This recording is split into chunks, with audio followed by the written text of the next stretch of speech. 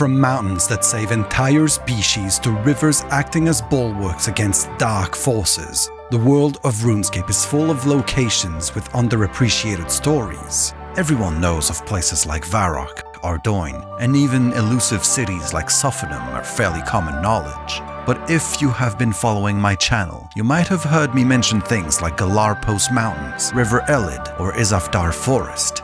Well, for the very first time in RuneScape's history, a complete map of mainland Gielinor and its surrounding land masses has been unveiled by humanity. To celebrate this achievement decades in the making, I thought it fitting to explore some lesser-known areas of the map. Get ready today for a Geography 101 lesson as we explore Gielinor's notable geographical features and, of course, their historical significance. Let's begin in the dark expanses of Morytania. Northeast of the kingdom, you will find the Haunted Woods, a swampy area dotted with countless dead trees and dangers alike. Crossing it is no simple task, and will likely only bring one closer to their own doom. Not recommended for trail running. This area, known as the desolate Mortmire Swamp, was once a beautiful landmark in its own right. Long ago, before vampires took over this land sometime in the Third Age, this region featured a large, lush forest known as Humblethorn. Unfortunately, you will struggle to find any trace of this once beautiful landscape amid its putrid replacement. But I thought it deserved a mention. At the western edge of Lord Draken's domain flows the River Salve, a most historically significant landmark. Long ago in the Fourth Age, Mauritanian forces attempted to invade the human lands to the west, but were thwarted by legendary priestly warriors who managed to push them beyond the Salve and bless the river. Ever since, it has stood as a barrier against the evil from the east, as undead and evil creatures become significantly weaker after crossing its holy waters, if they even make it to the other side.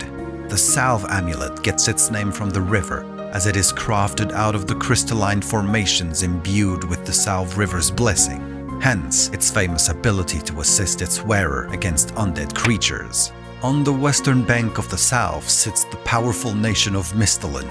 The main road between it and Morytania slithers through Silvaria, a narrow pass between two mountain ranges. As the best natural defensive line east of Misthalin, it was once a blood-soaked battlefield between the invading Mauritanian creatures and the human defenders, but has since fallen eerily quiet and empty.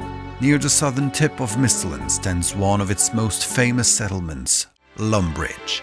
Immediately west of the castle is the Lumbridge Forest, a peaceful forest that hides the secret entrance to the Ham organization, a location that provides them with both convenient access and protection from unwanted attention.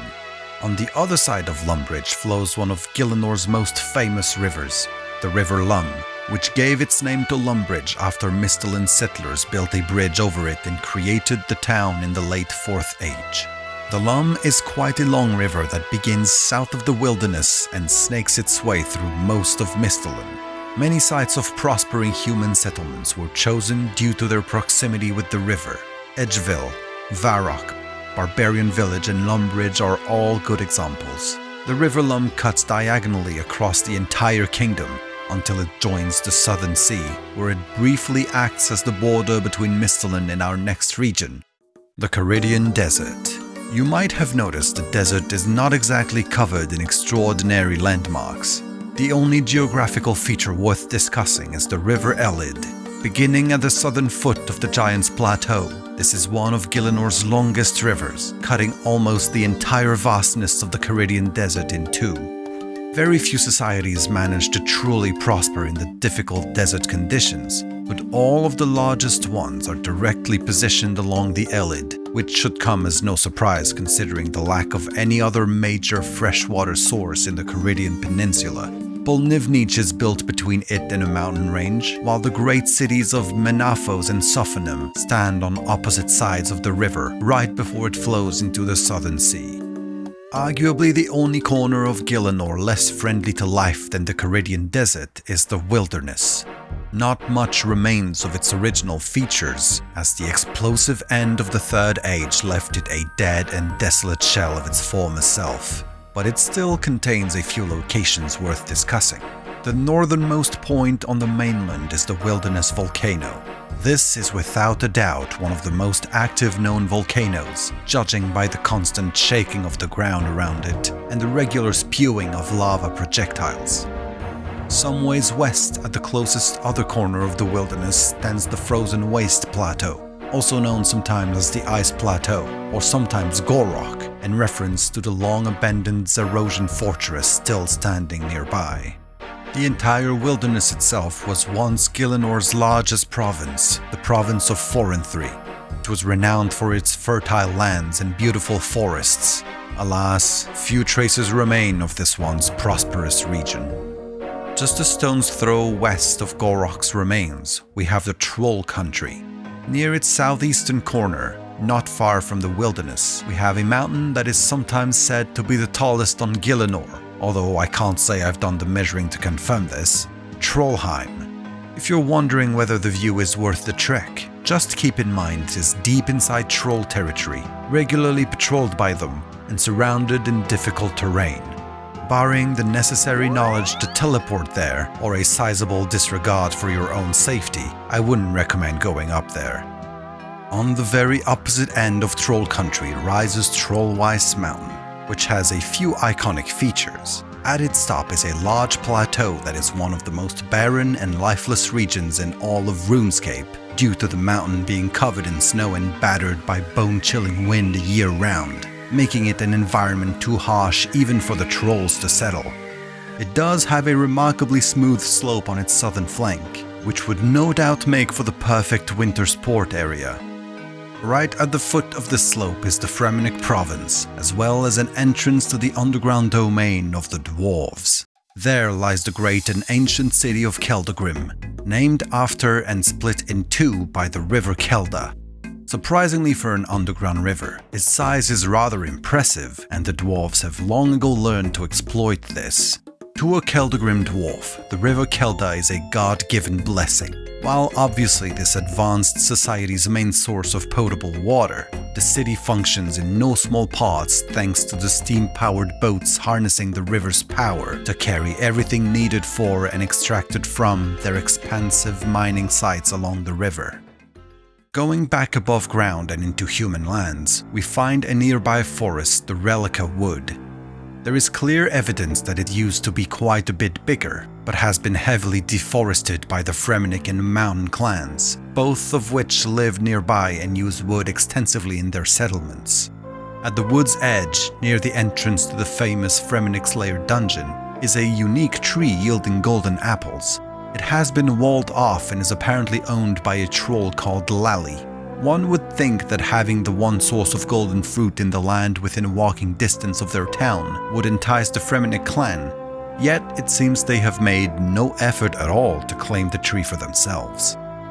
A simple hop over the nearby mountain range takes you to the kingdom of Asgarnia, a realm which, despite its power and notoriety, has precious few notable named geographical entities. On its northern border, cutting through the sky and standing tall as if daring the wilderness to overtake it, is the Ice Mountain. This now uncreatively named peak has had a tumultuous and fascinating history. Inhabited as far back as the Second Age, it was once the site of another Zarosian fortress called Lassar. When the God Wars began, it was besieged by Imkando dwarves, magic-wielding dwarves who hailed from the mythical city of Imkandoria, located in a far-flung corner of the Northern Sea. They had been forced to abandon their home and were allied with Saradomin, who offered them Lassar as a settlement for their race if they could help him drive the Zarosians out. The siege succeeded, and for thousands of years the Imkando dwarves lived within the mountain in their new city of Kamdozal. Sadly, the Ice Mountain would abruptly stop its long-held habit of harboring thriving societies in the early 5th Age. A group of warring Fremennik from the Mountain clan, who would go on to be known as the Barbarians, launched the Rune-crafting Crusade, a bloody, grueling conflict aiming to snuff out magic across Gielinor. When the Barbarians came across Kamdozal and its magic-savvy population, they launched a swift attack against the city. The Imkando dwarves made a deadly blunder when they severely underestimated the strength of the invaders. a mistake that would spell disaster for them. The Crusaders nearly completely wiped out all members of their race and left the once glorious and awe-inspiring Kamdozal, an empty underground wonder populated only by an eerie silence and the ghosts of its past. And finally, Asgarnia's western border is the massive White Wolf Mountain.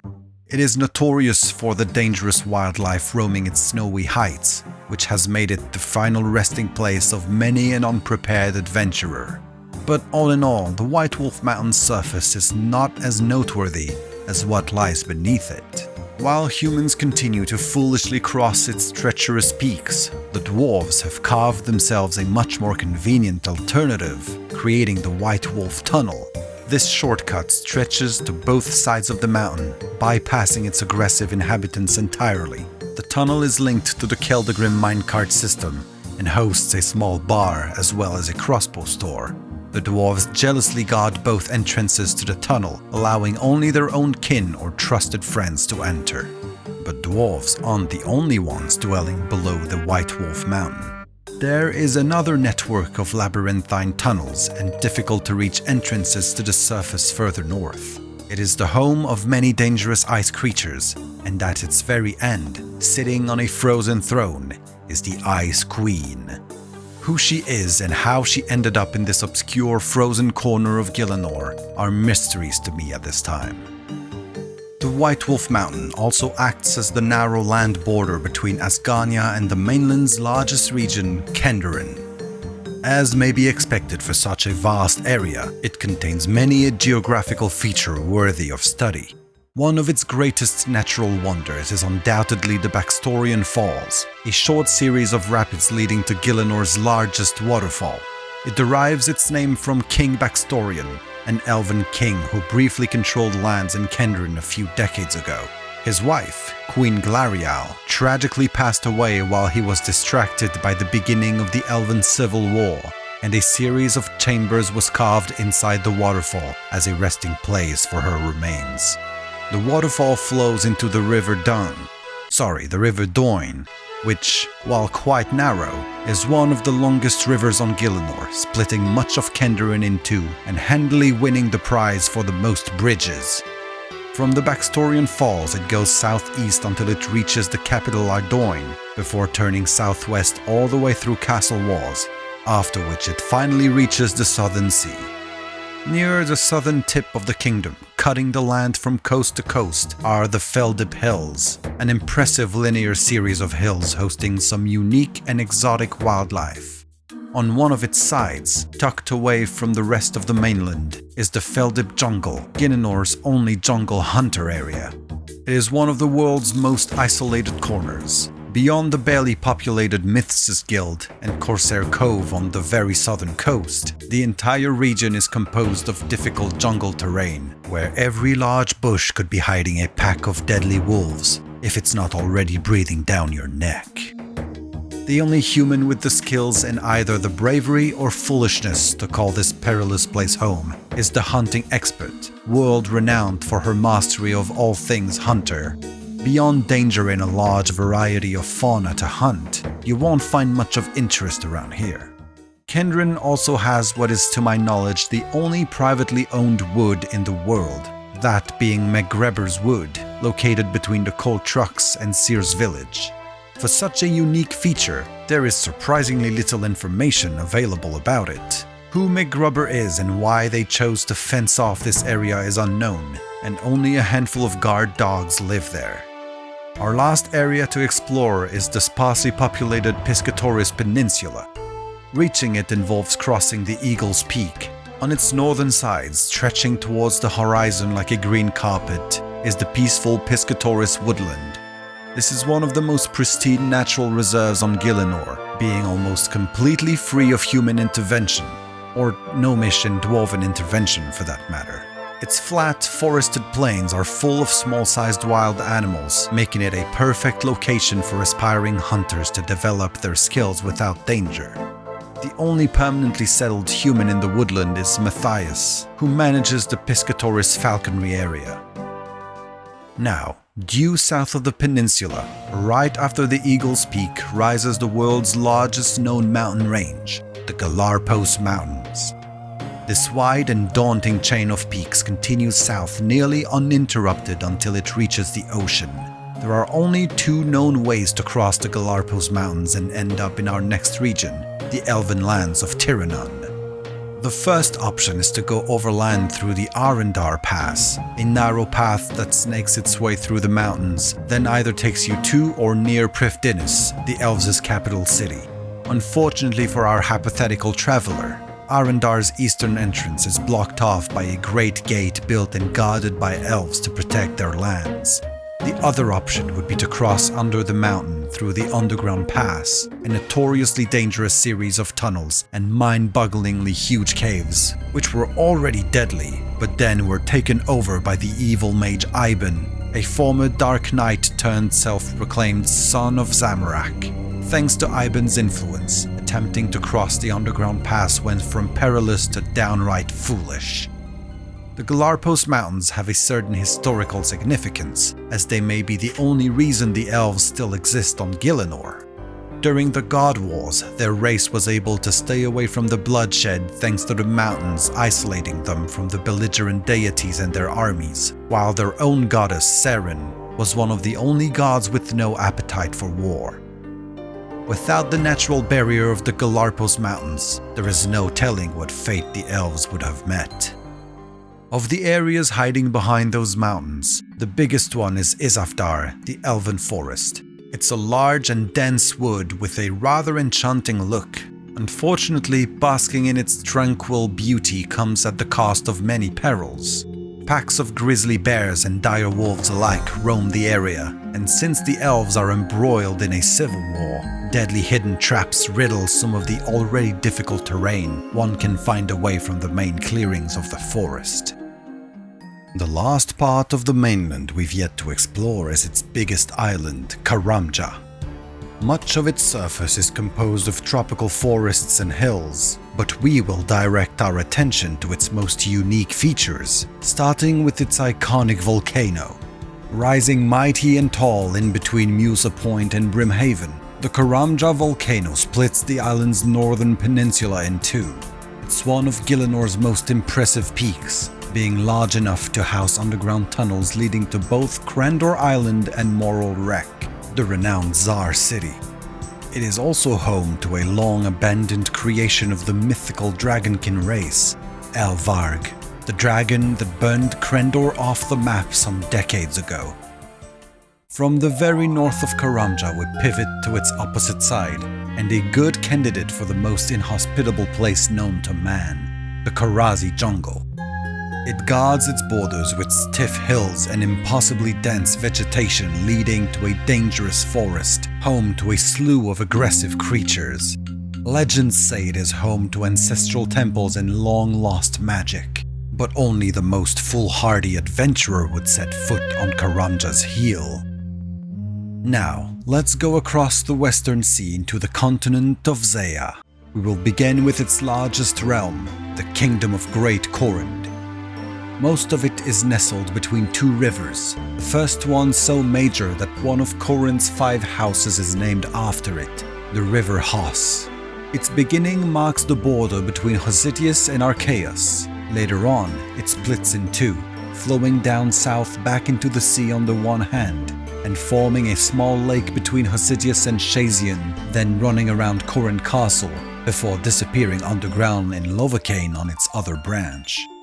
On the opposite end of the continent, fed from the sea to the west, is the River Mulch. It runs south of the Farming Guild before being blocked right before Lake Mulch, then continuing south. It funnels into the humble but quite pretty Lacerda Falls, flowing into the bay between Zeya's two kingdoms. The River Mulch gave its name to Mulch, an area of the Kebbles lowlands, as well as Mulch Lake and Mulch Island at its center. It's a key military strategic point for Great Kourend, as it is their greatest natural line of defense against their aggressive lizardmen neighbors, an asset they exploited when they built the Shazian's Wall right after its eastern crossing. The river that joins it towards the end is unnamed, but originates from Mount Quittermortem. Long ago, an old king of Great Kourend, Kharidian VII, organized an expedition into the Kebos lowlands, intending to expand the realm's borders. Exploring Mount Quittermortem was one of the main objectives. The expedition members never returned, and that was the end of it for a while. But some writing of King Kharidian VII later found reveals that the mission was not a complete failure, for it had brought back local lizards that were perfect for some unclear experimentations. Long story short, this resulted in the creation of the Lizardmen and the secret excavation of a cave on the west side of the mountain, where was erected a temple housing an altar with similar powers to the Dark Altar, but seemingly much stronger and unstable. The king's successor, King Xeric, who is strongly hinted at being Kharidian VII returning as a powerful mage, was eventually exiled by his people for being a mad dictator that brought misery to Kourend. King Xeric traveled to Mount Quittermortem with his loyal followers, where he knew he would be protected by his creations, the Lizardmen from the Kebos lowlands, who held him as their king. Kourend's forsaken Mad King continued and escalated his experiments deep within the mountain, excavating deeper and deeper until he reached the Great Olm hiding deep within the mountain. This, in short, is how the Chambers of Xeric came to be. To the north lies another impressive mountain, Mount Karulm, a unique volcano in many ways, starting with its color. Apparently, it is Gielinor's only sulfurous volcano, which I don't know what that means because I'm not a geologist, but I'm told that's what gives its lava a bluish tint not found anywhere else. Early during the God Wars, even before the arrival of the war refugees who would found Zea's first cities, a dragonkin called Karulm traveled to the mountain that would inherit their name. There, they made desperate experiments to try and lift the curse that was plaguing the dragonkin at the time. From these experiments came worms, then drakes, and finally hydras. The latter impressed their creator, and so Karulm attempted to create an enhanced version, which you probably won't be surprised to hear is how the alchemical hydra came to be. While happy with the result, the dragonkin were unable to replicate its special traits in other hydras, and had to abandon the mountain when an influx of people escaping the mainland made it too dangerous to continue their work on Zea. Later, although the timeline isn't terribly clear, 3 Zars left the Karamja volcano. The ruinous god wars were still raging, and they couldn't bear to see the world fall apart around them without acting. They traveled all the way to Mount Karulm, which sounds like it would be a lot harder for a living volcanic rock than a dwarf or a human. It became their new home, and the sulfurous environment altered their biology, turning them into a new species, the Tazakal. They decided to do what they could to bring balance to the world, and many humans became sympathetic to their cause, slowly morphing themselves into the Calith. You may not have heard of the Calith, but you're almost certainly familiar with at least one of them, the famous Slayer Master Konar, whose full name translates to Konar the Huntress. Many of Kourend's most important events were set in motion in the heart of Mount Karulm, as it is where the Tazakal gave the secret of immortality to both Lord Troban Archaeus and King Kharidian VII, both of which would go on to abuse it beyond what the Tazakal had wanted, respectively by sharing it with all Archaeus citizens, and by attempting to become a violent, power-hungry dictator forever. So yeah, I think there's a good reason the Tazakal have been shy about sharing the secret again ever since. The kingdom's most pristine area is the Kourend woodland, a sparsely populated plain with some hunter creatures and wild monsters on the southern coast of the realm. The woodcutting guild was built on it, taking advantage of the tree variety in the area, as well as the fact that this is one of the only places in the world where redwood trees grow naturally. Believe me, I know a thing or two about redwood trees. Trying to leave Kourend for its neighboring kingdom of Varlamore involves a treacherous crossing of the daunting Custodia Mountains. During the rule of Xeric, Great Kourend's Mad King, many citizens decided to attempt the trek, not even knowing what lay behind the uncharted peaks. One of the most interesting traits of the Custodia Mountains is its wildlife. Many rare animal species call it home, such as alpacas, harpy eagles, lynxes, and stags. There is even a cave hidden within the mountain range, where dwells a completely unique and rather unsettling species, the Custodian Stalker. You'll know you made it across the Custodia Mountains once you reach this bridge, which finally takes you to our last major region, the Kingdom of Varlamore. And what better place is there to begin with than the one that gave it its very name, the River Varla. While other rivers like the Elid and the Lum would laugh at its length, it compensates by being possibly the widest river on Gielinor. It was once the border between the territories of the two distinct tribes who had settled what is now Varlamore. The Talcasti tribe settled the Talati rainforest, the peninsula west of the river. The architecture of its modern settlements is deeply anchored in Talcasti culture and history. The eastern side was claimed by the Perican tribe, who founded Civitas Illa Fortis as their first major settlement. The two tribes eventually joined together when the Pericans embraced the Talcasti religion, Losanium. Its great temple is located on Ralus's Rise, a mountain named after one of the religion's two main gods. And inside this large mountain live the dwarves of Kandarin, and this is also where flows the river Ortus, Varlamore's second main river, south of the Quetzalcoatl Gorge, a small settlement right at the center of Mons Gracia, the Dark Frost, and the Proud Spire, which, along with Ralus's Rise, form the mountain range known as the Hailstorm Mountains. The area between the Hailstorm Mountains and the Custodia Mountains is called the Auburn Valley, which carries a grim history.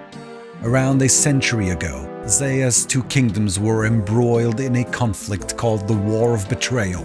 The war began when the Emperor of Varlamore at the time, Imafor Tullus, had the Kourend royal family killed. Infamous for his cruelty and short temper, Emperor Imafor ordered the entire Auburn Valley burned during the war in order to slow down the progress of Kourend's troops, which did not help with his rapidly declining popularity in Varlamore. And finally, one of the kingdom's most iconic features is the Avium Savanna, a colossal tropical plain home to a great variety of hunter creatures as well as the Hunter Guild. It must have once been the habitat of something on a whole other scale, as evidenced by the remains of an immense worm located at Zea's southernmost point. Quite a striking landmark. Let me now conclude with a quick list of other areas of interest that don't fit neatly within the other regions mentioned. First, let's have a look at the only sea that isn't named after a cardinal point, the Lunar Sea. It includes the waters off the coast of the Fremennik Province, as well as the ones surrounding all of the various Fremennik Islands. It is squeezed in between the northern and western seas. There are some interesting areas to explore on Fossil Island, starting with the Fossil Island volcano. It is an active volcano which regularly showers the surrounding areas with balls of lava. This dangerous volcanic activity is not all bad, however, as it is what makes it possible to harvest soda ash deposits around the mountain, an important component for the creation of high-quality compost. The volcanic mine is located at the heart of the volcano.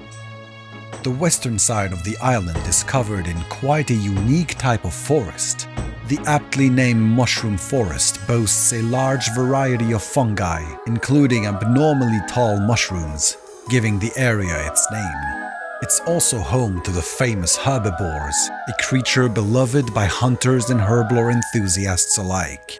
On the other hand, there are also some less desirable dwellers within its borders, such as the ever-annoying ancient Zygamites. Another curious corner of the sea, Braindeath Island, has its own volcano, this one dormant.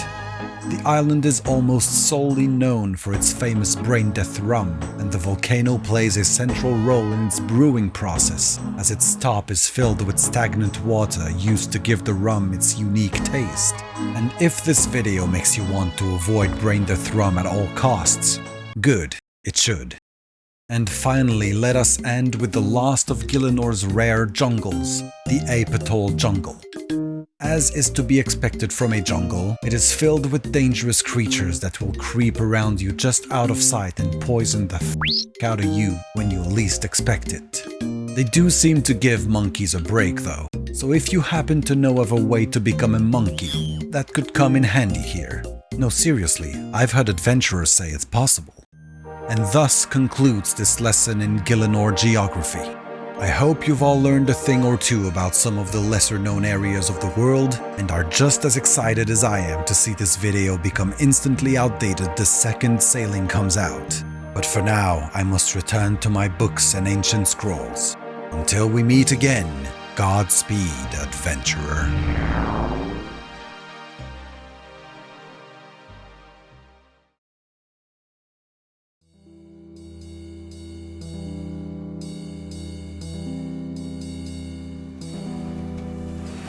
Hello dear listener, as always thank you so much for watching, it means a lot. And if you'd like to do your part in helping the channel, you can like, subscribe, share and comment, all that good stuff, to help spread the tragically underrated lore of OSRS to more gamers out there.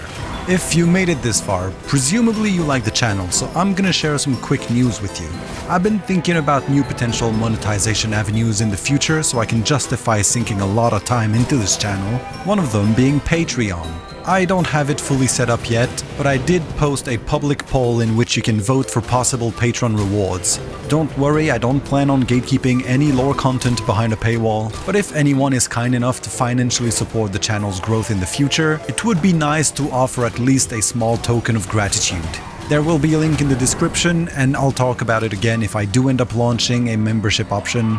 But anyway, I feel weird talking about money, so link is in the description, leave your feedback if you can spare a minute. That's it for me. Oh, except that if you like Hades, you owe it to yourself to try out Curse of the Dead Gods. I've been thoroughly hooked, and I'm off to play some more of it. Peace, I'll see you next time.